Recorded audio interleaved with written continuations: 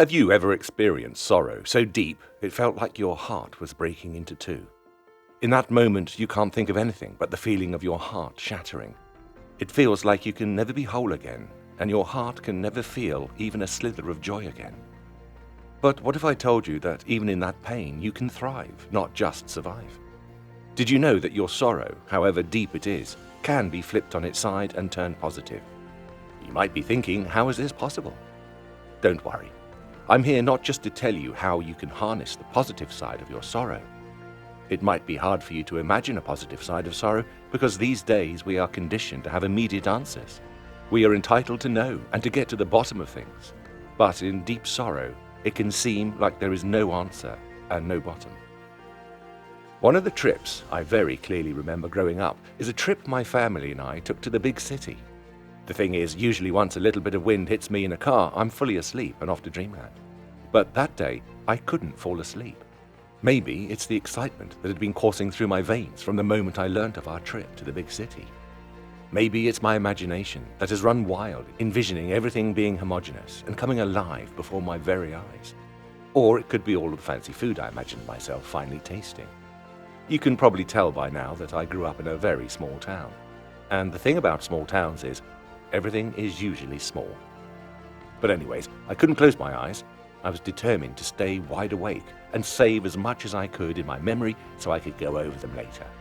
The first thing I noticed about the big city were the really tall buildings, the types of buildings I've only ever seen in movies. I begged my family to let us go in one. They somehow agreed, and we went to explore one particularly tall building. As we walked through that building, I remember thinking there are so many well-lit exit signs in it. Leave it to me to notice the weird stuff. Anyways, I didn't understand why one building needed so many exit signs and why they were so well lit. After we got out of the building, I asked my dad why the building had so many well-lit exit signs. Surely they didn't need that many. What my dad said has not only stuck with me till today, but I've been able to apply it to many situations, including this one. He said well-lit exit signs and clearly marked doors are essential in large buildings because they point the way during times of darkness, like when the lights are out, cannot be found, or when the electricity is off. They show you the way out. And it got me thinking, can our sorrows act like well-lit doors for us? And if they can, what can they lead us to? Here's what I think. Sorrow can serve as a well-lit exit sign and clearly marked door when it seems that the light of our soul is out. It's a way of telling us, okay, all is not well at the moment. Go this way. Take this door. What does the door lead to?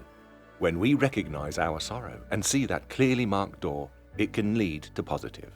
2 Corinthians chapter 7 verse 10 says, "Godly sorrow brings repentance that leads to salvation and leaves no regret, but worldly sorrow brings death."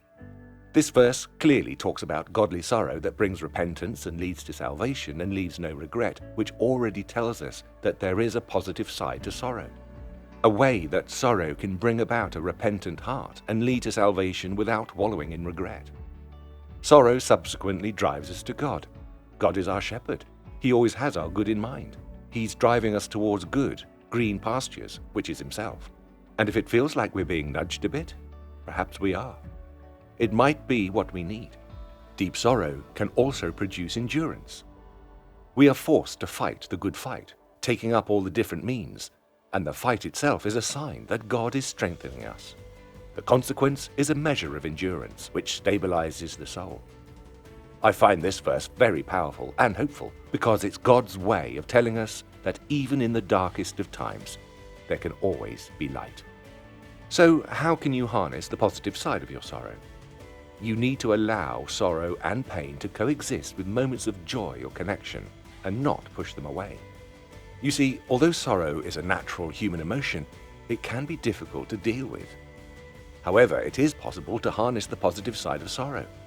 Bitter feelings like sorrow can help us recognize that light and darkness, life and death are forever paired, and that living with that balance can be motivating. Embracing the bittersweet side of sorrow can motivate you towards pursuing difficult goals. Sorrow can create momentum for change and help you find your purpose by pointing you towards inner truths about your life and what matters most to you. But only if you harness it. If you lean into your sorrow rather than withdraw from it, you can better assess what's wrong with your current life and access your deepest passions. It's why people who go through traumatic events can sometimes grow from their pain and use it to promote good. Like a sister who lost her brother to a drunk driver and forms a non-profit to fight the prevalence of drunk driving. It's also why an expressive writing practice, where people examine their difficult feelings to glean meaning from them, can be so helpful for moving on from adversity. Not hiding from sorrow can help us grow. Once you recognize that your sorrow is an expression of the loss you've experienced rather than the absence of joy, you can embrace it.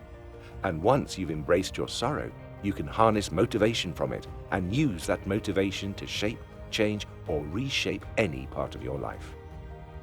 I'm going to leave you with this quote by Jonathan Safran Foer, who says, "She was a genius of sadness, immersing herself in it, separating its numerous strands, appreciating its subtle nuances. She was a prism through which sadness could be divided into its infinite spectrum."